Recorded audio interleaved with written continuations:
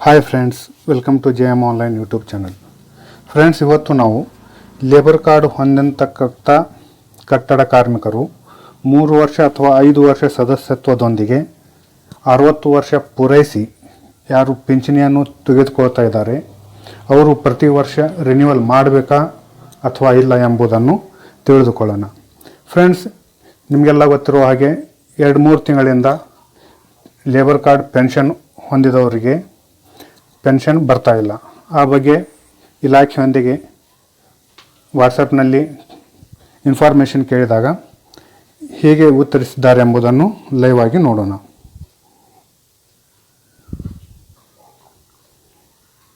Friends, ಇಲ್ಲಿ ನೋಡ್ಬೋದು ನೀವು. ಸರ್, ಪೆನ್ಷನ್ದವರಿಗೆ 2 ಮಂತ್ಸ್ ಆಯಿತು, ಪೆನ್ಷನ್ ಬರ್ತಾ ಇಲ್ಲ. Any information sir? ಮಂಡಳಿಯಿಂದ ಬಂದಂಥ ಉತ್ತರ: ಮಾನ್ಯರೇ, ಕಾರ್ಮಿಕ ಕಚೇರಿಗೆ ಭೇಟಿ ನೀಡಿ ಜೀವಿತ ಪ್ರಮಾಣ ಪತ್ರವನ್ನು ಸಲ್ಲಿಸಿದ್ದೀರಾ? Yes sir.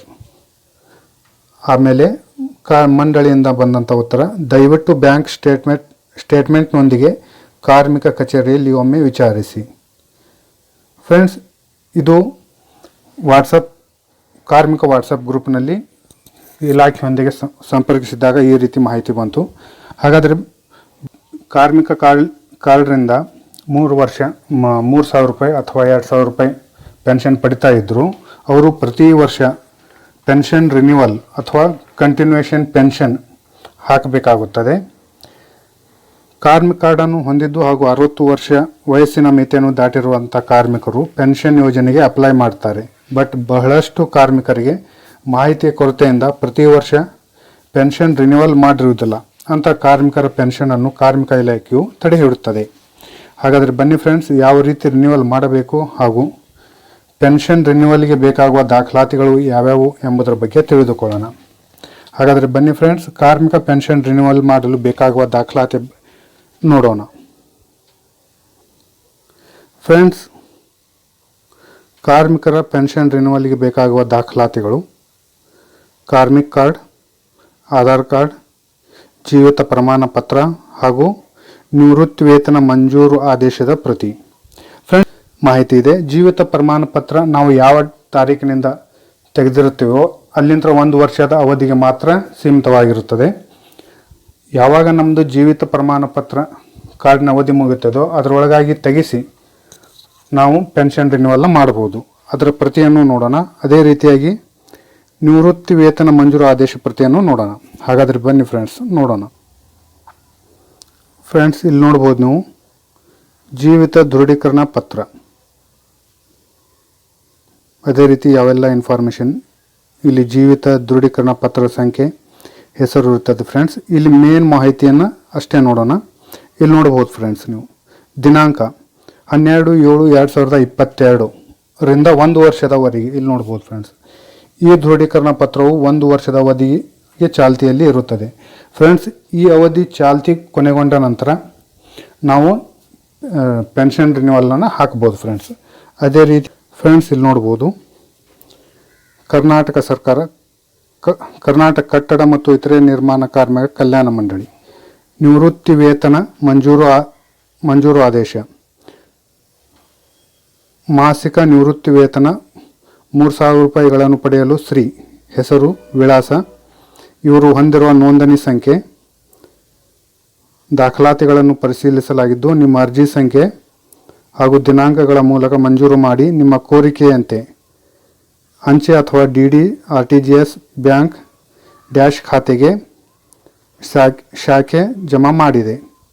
ಫ್ರೆಂಡ್ಸ್, ಈ ರೀತಿಯಾಗಿ ನಿವೃತ್ತಿ ಮಂಜೂರಾತಿ ಆದೇಶ ಇರುತ್ತದೆ. ಫ್ರೆಂಡ್ಸ್, ಪೆನ್ಷನ್ ರಿನ್ಯೂವಲ್ ಹಾಕುವ ಸಮಯವೆಂದರೆ ಜೀವಿತ ಪ್ರಮಾಣ ಪತ್ರದ ವ್ಯಾಲಿಡಿಟಿ ಯಾವಾಗ ಮುಗಿಯುತ್ತದೆಯೋ ಅಂದಿನಿಂದ ಹೊಸ ಜೀವಿತ ಪ್ರಮಾಣ ಪತ್ರವನ್ನು ತಹಸೀಲ್ದಾರ್ ಆಫೀಸಿನಿಂದ ಪಡೆದು ಪೆನ್ಷನ್ ರಿನ್ಯೂವಲ್ಗೆ ಹಾಕಬೇಕು. ಅಥವಾ ನಿಮ್ಮ ಹತ್ತಿರವಿರುವ ಲೇಬರ್ ಆಫೀಸ್ ಅಂದರೆ ಲೇಬರ್ ಕಮಿಷನರ ಕಚೇರಿಗೆ ಹೋಗಿ ನಿಮ್ಮ ಎಲ್ಲ ದಾಖಲಾತಿಗಳನ್ನು ಕೊಟ್ಟು ಬರಬೇಕು. ಹಾಗಾದರೆ ಬನ್ನಿ ಫ್ರೆಂಡ್ಸ್, ಲೈವ್ ಆಗಿ ಒಂದು ಲೇಬರ್ ಪೆನ್ಷನ್ ರಿನ್ಯೂವಲ್ ಹಾಕಿ ನೋಡೋಣ. ಫ್ರೆಂಡ್ಸ್, ನಿಮ್ಮ ಸೇವಾ ಸಿಂಧುವಿನಲ್ಲಿ ಲಾಗಿನ್ ಆಗಿ ಲೇಬರ್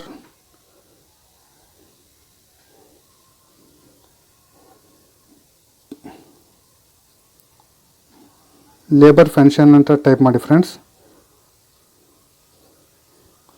ಇಲ್ಲಿ ನೋಡ್ಬೋದು ನೀವು application for continuation of pension, ಇಲ್ಲಿ ಕ್ಲಿಕ್ ಮಾಡೋಣ ಫ್ರೆಂಡ್ಸ್.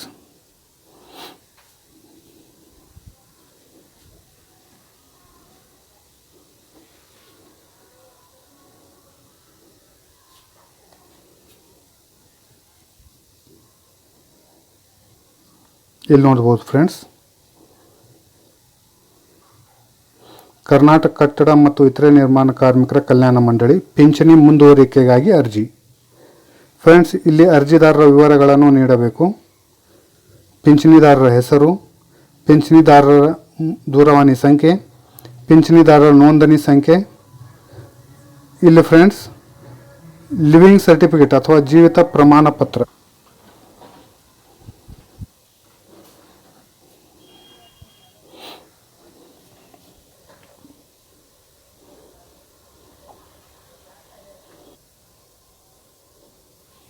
ಫ್ರೆಂಡ್ಸ್, ಇಲ್ಲಿ ನೋಡ್ಬೋದು ನೀವು ಒಂದು ಅಪ್ಲಿಕೇಶನನ್ನು ಹಾಕಿದ್ದೇನೆ. ಅಕ್ನಾಲಜ್ಮೆಂಟ್ ಪ್ರತಿ ಲೇಬರ್ ಡಿಪಾರ್ಟ್ಮೆಂಟ್. ಇಲ್ಲಿ ಅರ್ಜಿಯ ಸಂಖ್ಯೆ ಇರುತ್ತೆ, reference number, application date, application for continuation of pension, ಪಿಂಚಣಿ ಮುಂದುವರಿಕೆಗಾಗಿ ಅರ್ಜಿ, ಈ ರೀತಿ ಬರುತ್ತದೆ ಫ್ರೆಂಡ್ಸ್. ಹಾಗಾಗಿ ಯಾರು ಮಾಡಿಸಿಲ್ಲವೋ ಅಂಥವರು ನಿಮ್ಮ ಜೀವಿತ ಪ್ರಮಾಣ ಪತ್ರವನ್ನು ತಹಸೀಲ್ದಾರ್ ಆಫೀಸ್ನಿಂದ ಪಡೆದು ಪೆನ್ಷನ್ ಮುಂದುವರಿಕೆಗಾಗಿ ಅರ್ಜಿಯನ್ನು ಸಲ್ಲಿಸಿ. Thanks for watching friends.